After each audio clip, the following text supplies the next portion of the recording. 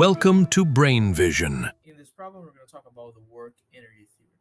So what we need to remember is that the work done on a system is equal to the change in energy of that system. So what we have in our problem is a toy cannon that is used to shoot um, rubber balls. And the mass of the rubber ball is 5.3 grams. And inside the cannon, there is a spring that is compressed by 5 centimeters with a spring constant of 8. Has a constant K of 8 newtons per meter.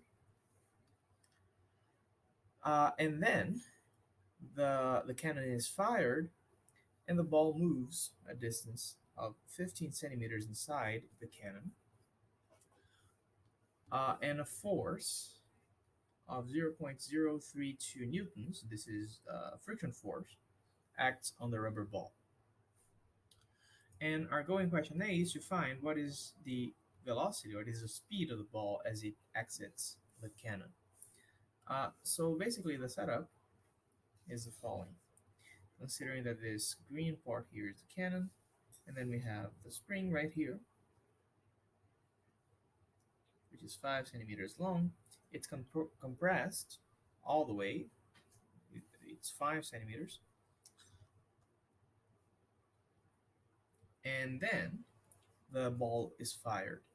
Now, notice that the work that is exerted over the ball is minus F times D. And the minus is here because the friction force will decrease the energy of the system instead of increasing it. And this is equal to the variation in energy. Now, the final energy of the system is just 1/2 of mv squared. This is the kinetic energy of the system, minus 1/2 of k times 5, I'm going to call it delta x, squared, because this is the initial energy of the system. Initially, the system has only the elastic potential energy. Okay, then our goal is to find V.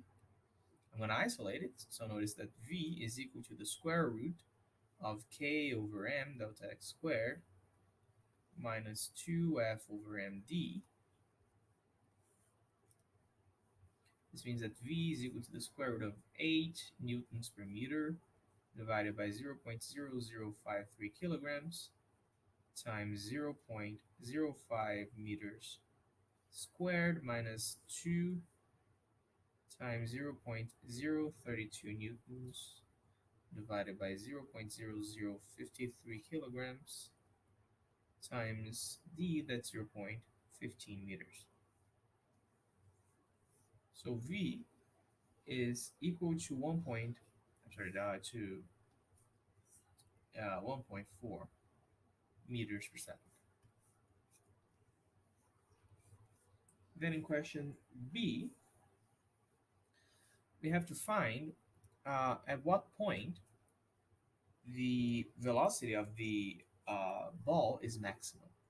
Notice that the velocity will be maximum when the acceleration is 0, because initially, well, I'm going to plot here a graph, qualitative graph of the acceleration as a function of time, actually as a function of x.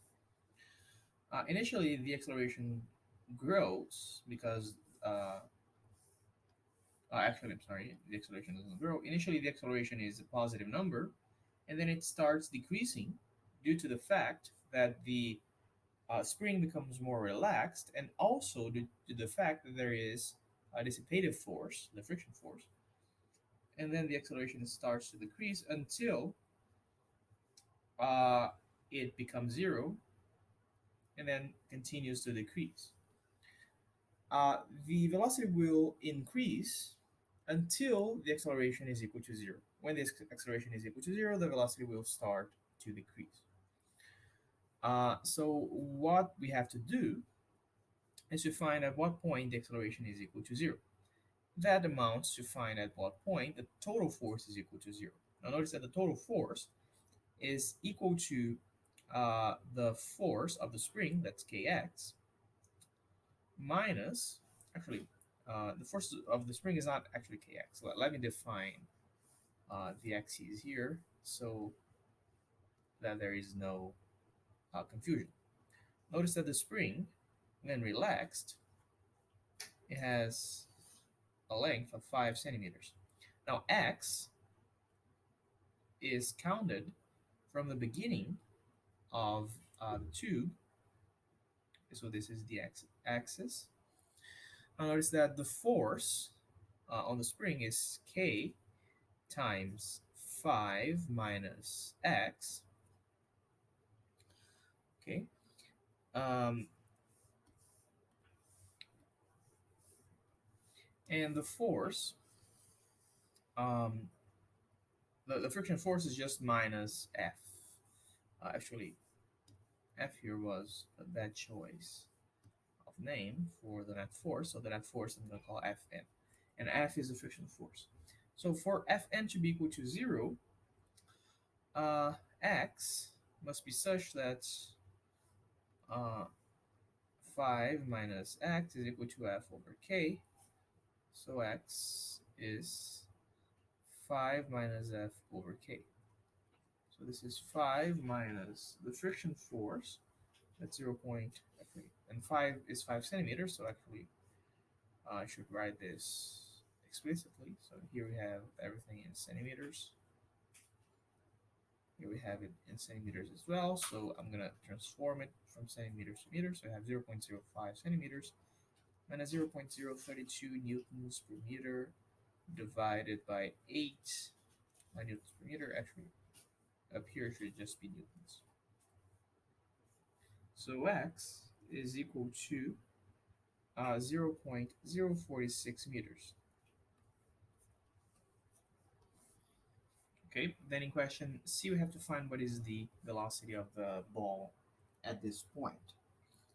Okay, so notice that again we can use the conservation of energy in the work energy theorem, so that the work, that's minus F times x, is equal to the variation in kinetic energy, that's 1/2 of mv squared, plus the variation in potential energy, and that is 1/2 of k times delta x minus x squared minus 1/2 of k times delta x squared. Okay, so I'm going to isolate v. So we have that v is equal to the square root of k over m times delta x squared minus delta x minus x squared minus 2f over m x. So v is the square root of 0.032 newtons per meter divided by the mass, and the mass is 0.053 kilograms times 0.005 squared. Actually, I'm sorry, this should just be 0.05 squared minus 5 centimeters minus 4.6 centimeters. That's minus 0.004 squared minus 2 times F, that's 0.032 newtons divided by the mass of 0.0053 kilograms times x, and x is 0.046 meters, meaning that v is equal to 1.15 meters per second, which is the answer to our exercise.